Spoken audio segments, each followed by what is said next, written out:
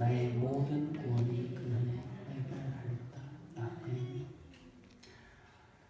오늘 우리가 읽은 시편 87편은 유대인들이 바빌론의 포로 생활에서 풀려나서 고국으로 돌아와서 파괴되었던 예루살렘 성전을 복구하는 과정 가운데 여러 가지 힘들고 어려운 상황으로 인하여서 절망에 빠져 있는 그들에게 용기를 불어넣기 위해서 예루살렘의 영광스러운 장래에 대해서 예언적으로 노래한 시입니다. 1절 말씀에 보니까 이렇습니다. 그의 터전이 성산에 있으며 라고 말하고 있습니다. 여기서 말하는 그는 하나님을 말하고 있고요. 터전은 무엇인가 세우기 위해서 기초 토대를 닦고 있는 그것을 말하고 있습니다. 다시 말해서 그 말은 그의 터전은 하나님이 설립하시고 하나님이 세우시는 그것을 말하고 있습니다. 그런데 그것이 바로 성산 위에 있다라고 말하고 있습니다. 다시 말해서 성산이라는 것은 거룩한 산이라는 뜻인데 시온 산을 말하고 있습니다. 다시 그러면 1절을 말한다면 이렇게 표현할 수가 있겠습니다. 하나님께서 거룩한 산을 시온에 세우셨다라는 겁니다. 그런데 이 시온은 바로 예루살렘이 세워져 있는 그곳을 말하는데 지금 어떠한 상황입니까? 예루살렘이 다 무너지고 본인들이 와서 이 포로로 잡혔던 이스라엘 백성들이 와서 하나 둘 다시금 세워가야 되는 그런 과정에 있는 성입니다. 그런데 하나님께서 세우셨다라는 겁니다. 다시 말해서 그겁니다. 힘들고 어려운 거 알고 있다. 하지만 하나님께서 그 힘들고 어려운 것들을 함께하여 주시겠다. 또한 세워주시겠다라고 하는 것들을 은유적으로 표현하고 있는 겁니다. 또한 그 하나님의 그 특별하신 사랑이 또한 이곳에 묻어나고 있다는 것을 2절 말씀 통해서 알 수 있습니다. 야곱의 모든 거처보다 시온의 문들을 사랑하신다라고 합니다. 지금 그 이스라엘에 있는 그 예루살렘 성이 무너져 버렸습니다. 그런데 그 무너진 그 성에 있는 문들을 사랑하신다는 겁니다. 다시 말해서 그 문들은 무엇입니까? 사람들이 넘어다니는 문들입니다. 무수히 많은 사람들이 무수히 많은 그 이방인들이 와서 그 예루살렘을 짓밟고 한 그곳을 하나님께서 사랑하신다는 겁니다. 우리 인간적으로 둘러보고 우리 인간적인 생각을 할 때는 너무나도 힘들고 어려운 상황입니다. 고개조차도 돌려고 싶지 않는 그러한 상황일 겁니다. 그런데 거기에 하나님께서 사랑하신다는 겁니다. 너무나도 놀라운 일입니다. 그런데 우리가 분명히 알아야 될 게 한 가지 있습니다. 여기 하나님의 사랑, 하나님께서 시온을 사랑하신 그 이유가 무엇인가라는 겁니다. 시온은 다른 데에 비해서 그 토지가 비옥이고 또한 기름진 땅이 절대 아닙니다. 또한 환경적으로나 여건적으로 봤을 때 풍요롭고 아름다운 곳 또한 절대 아닙니다. 그런데 또한 거기 살고 있는 그 백성들이 의로운 사람들이냐? 그렇지 않습니다. 또한 그 시온이라는 것이 그 산이 다른 주변들 산보다 월등히 높고 수렵이 아름답고 화려한 산이냐? 그것도 절대 아닙니다. 그런데 하나님께서는 시온을 사랑하셨다라고 2절에 말씀하고 있습니다. 시온을 하나님께서 또한 거처로 삼아 주셨다는 뜻도 거기에 녹아져 있습니다. 다른 민족들이 더 많은 수가 많지만은 특히나 이스라엘 백성들을 또한 사랑하셨다라고 고백하고 있습니다. 시온과 이스라엘을 선택한 것은 하나님의 전적인 주권의 은혜입니다. 하나님이 시온의 성소에서 그의 백성과 이스라엘과 함께 거하심으로 시온은 거룩한 산이 되고 여호와의 산이 되었던 겁니다. 인간적인 방법, 인간적인 생각, 인간적인 의도가 전혀 묻어나지 않습니다. 오직 한 가지, 하나님의 그 은혜, 하나님의 그 주권만이 거기에 나타나 있는 겁니다. 그 어떤 것도 아닙니다. 인간의 힘, 자연의 힘 절대 아닙니다. 하나님의 힘과 하나님의 주권만이 거기에서 나타나 있습니다. 출애굽기 3장에 보면은 이런 장면이 나옵니다. 하나님이 시내산에서 모세와 만나는 장면이 나옵니다. 그런데 거기서 하나님이 모세에게 이렇게 말씀하십니다. 너의 선 곳은 거룩한 땅이니 내 발에 신을 벗으라 라고 말하고 있습니다. 모세와 하나님이 만나는 그곳은 신의 산입니다. 근데 그 신의 산은 우리가 거기 갔다 오신 분은 혹시 아시겠지만 거기가 좋은 산이 아닙니다. 그렇다고 해서 흙이 잘 닦아져 있고 초장이 잘 닦아져 있는 그런 또한 산도 아닙니다. 삭막한 산이면서 바위들로 둘러싸여 있는 그러한 산입니다. 그런데 그곳이 어떻게 거룩한 산이 될 수 있을까요? 그것은 바로 뭐냐면 그곳에 하나님께서 임재하셨기 때문입니다. 그렇기 때문에 그곳이 거룩한 산이라고 말했던 겁니다. 오직 한 가지, 하나님이 함께하여 주셨기 때문에 그곳이 거룩한 산이라는 거죠. 다시 말하면 이겁니다. 지금 이스라엘 백성들이 그 예루살렘 성이 다 황폐해지고 무너져버린 그곳에 포로에서 풀려나서 힘겹게 자기 고향으로 돌아와서 그 예루살렘 성을 재건해 나가는 그곳, 얼마나 힘들겠습니까? 얼마나 어렵겠습니까? 아마 저희들이 기억이 잘 안 나실 거라고 생각하면 이거를 회상하면 좋겠습니다. 몇 해 전에 저희 나라에 태풍이 불려와서 그 태풍으로 인해서 모든 초지와 집들과 모든 집길이 다 무너진 것을 매스컴을 통해서 우리는 보았습니다. 그것들을 복구할 때 어떤 심정이었습니까? 힘들고 어렵게 그것들을 복구한 것들을 볼 수 있습니다. 아마도 우리가 그렇게 힘들고 어렵게 그 태풍으로 했던 것들을 복구하고 힘써 애쓰고 나가는 그 모습을 볼 때 아마 우리가 읽은 이 예루살렘 성전에서 복구하고 힘들고 어렵고 그렇게 나갔던 이스라엘 민족들을 조금이나마 아마 이해가 될 거라고 생각합니다. 바로 그때입니다. 우리가 우리 눈으로 보기에 힘들고 어렵다라고 보잘것없다라고 생각하는 그곳에 하나님께서 함께 하셔서 거룩한 곳이 되고 거룩한 산이 된다는 겁니다. 혹시 내 삶이, 내 생활이 힘들고 어렵고 보잘것없다라고 생각하십니까? 아닙니다. 하나님께서는 우리 한 사람 한 사람을 택하여 지명하여 불러주셨습니다. 또한 우리의 마음속에 우리와 함께 하시겠다라고 항상 약속하여 주셨습니다. 그렇기 때문에 우리 자신들은 보잘것이 없는 게 아닙니다. 우리 자신들은 그렇게 하찮은 존재들이 아닙니다. 바로 하나님께서 함께 해주셔서 그러한 거룩한 삶을 살아갈 수 있도록 만들어주신 우리들이 한 사람 한 사람입니다. 바로 우리들을 그러한 사람들을 성도라고 말하고 있습니다. 바로 우리들의 삶, 우리들의 생활이 그러한 삶, 그 성도다운 삶을 살아갈 때 우리의 모습 가운데, 우리의 생활 가운데 그 거룩하신 하나님이 분명히 드러날 거라고 믿습니다. 아니, 확신하고 있습니다. 이제 그것, 우리의 거룩한 삶을 영원히 드러내고 나갈 수 있는 그러한 삶을 살아가면서 하나님께 영광 돌리고 나아가는 저와 여러분들 되시길 소망합니다. 또한 하나님께서는 3절에 이렇게 말하고 있습니다.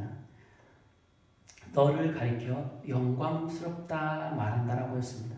도대체 무엇 때문에 영광스럽다라고 말하고 있을까요?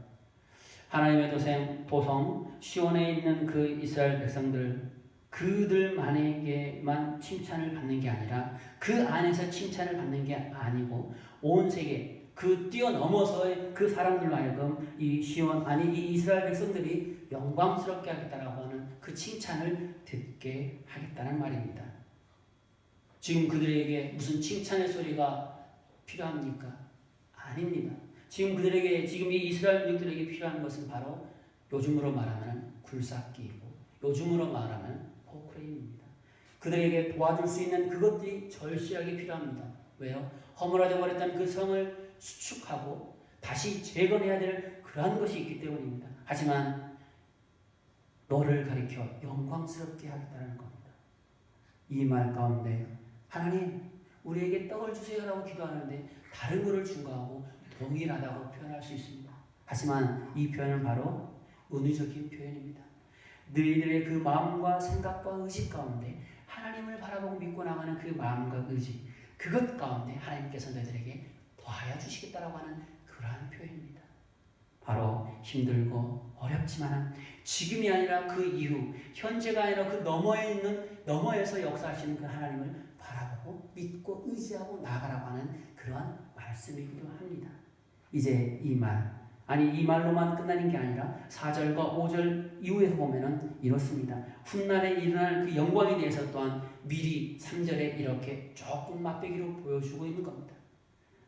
하나님께서 이스라엘 백성을 사랑하셔서 과거에나 옛날 아니 그 이스라엘 민족들이 광대하고 풍요로웠던 그 삶을 살았던 그 시대나 포로로서 잡혀가서 힘들고 어려웠던 그 시기나 이제 포로에서 풀려나서 이곳 자기 고향으로 돌아와서 생활해야 될 그 척박하고 힘든 그 상황이나 동일하게 하나님께서 사랑하시고 있다라는 표현입니다. 4절 5절에 보니까 이렇게 말하고 있습니다. 라합, 바벨론,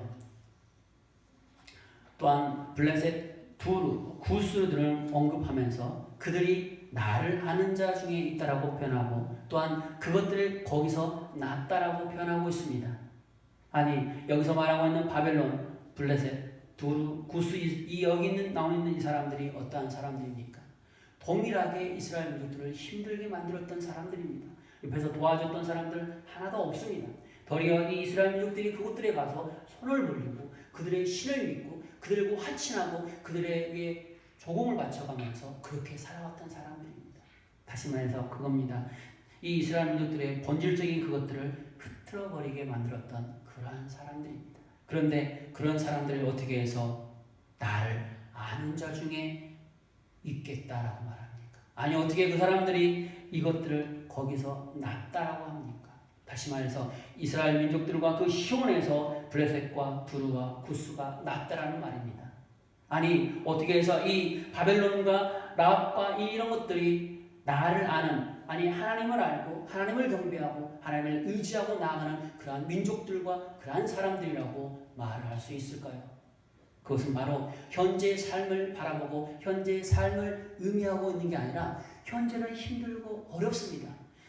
이스라엘 민족들이 지금 와서 힘들고 어렵게 이스라엘 성을 수축해가고 쌓아나가야 되는 그런 환경입니다. 하지만 지금 힘들고 어렵더라도 훗날 그 영광스러운 그 자리에 이들도 함께 참여한다라고 하는 그 하나님의 예언적인 말씀입니다. 다시 말해서 힘들고 어려운 환경, 여건이지만은 그럼에도 불구하고 포기하지 말고 하나님을 바라보고 하나님을 의지하고 믿고 나아가라는 그러한 뜻이기도 합니다. 오늘 우리들에게 이렇게 말씀하고 계신 그 하나님, 내 삶, 내 생활 가운데 둘러싸고 있는 이 환경들과 여건들 가운데 동일하게 적용되는 그 말씀이기도 합니다. 그 누구에게도 말할 수 없는 그 힘들고 아픈 그 마음, 그 누구에게도 토로할 수 없고 그 누구에게도 말할 수 없는 그 무엇인가 내 마음속에 혹시라도 갖고 계십니까? 또한 그것들로 인해서 좌절하고 자포자기하고 주저앉고 싶은 그 생각이 있습니까? 하나님께서 사랑하신다고 하셨습니다. 예전이나 지금이나 아니 미래나 과거나 이스라엘 민족들처럼 그렇게 붙들어 주시고 인도하여 주시겠다라고 오늘 본 말씀 편에서 말씀하고 있습니다. 그 하나님을 바라보고 그 하나님을 믿고 그 하나님을 의지하고 나아가는 저와 여러분들 되시길 소망합니다. 5절에 보니까 또 이렇게 말하고 있습니다. 이 사람 저 사람이 거기서 낫다라는 겁니다. 이 뜻은 바로 그겁니다. 세상의 온 나라와 백성들이 시온의 백성 이스라엘 민족으로 말미암아 영광스러운 그곳 그 자리에 함께 할 수 있도록 나아가겠다라는 겁니다. 다시 말해서 이겁니다. 지금은 너네들이 이렇게 힘들고 어려운 환경 가운데 있는 줄 안다. 아니 더 나아가서 지금 말하고 있는 이 구스와 이 바벨론과 이 블레셋 사람들로 하여금 너희들이 힘들었던 과거 알고 있다. 하지만 내가 너희들을 회복시켜주기 위해서 이곳 예루살렘 성으로 다시 너네들 땅으로 인도하여 냈지 않느냐라고 하는 그러한 말이기도 합니다. 사랑하는 여러분, 현재 힘들고 어렵다고 해서 그것들로 인해서 포기하시겠습니까?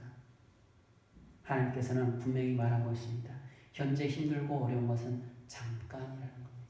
하지만 그 너머에서 그 뒤에서 영광스럽고 하나님의 축복의 자리에 하나님과 함께하는 그 자리는 영원히 길다라는 겁니다. 어느 작가는 책에서 이렇게 말한 것을 제가 봤습니다. 우리의 삶, 우리의 생활은 하나님께서 준비하고 예비하신 그 삶과 그 생활 가운데 점에 불과하다는 소리를 읽은 적이 있습니다.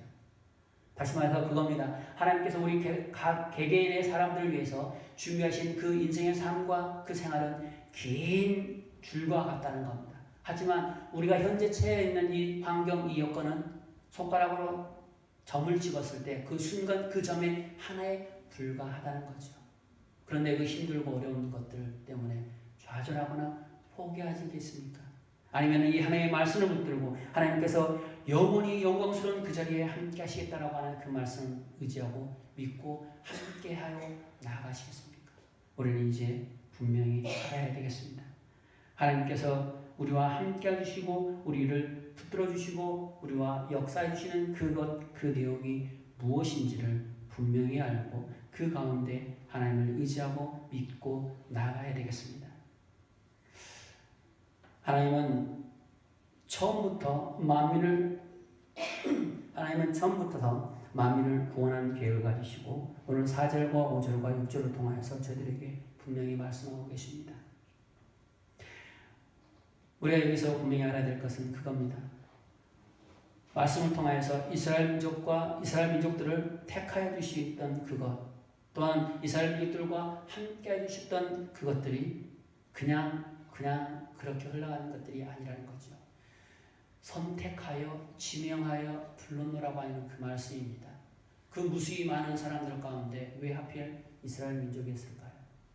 그 무수히 많고 허물어진 그 성 가운데 왜 하필이면 예루살렘 성이었겠습니까?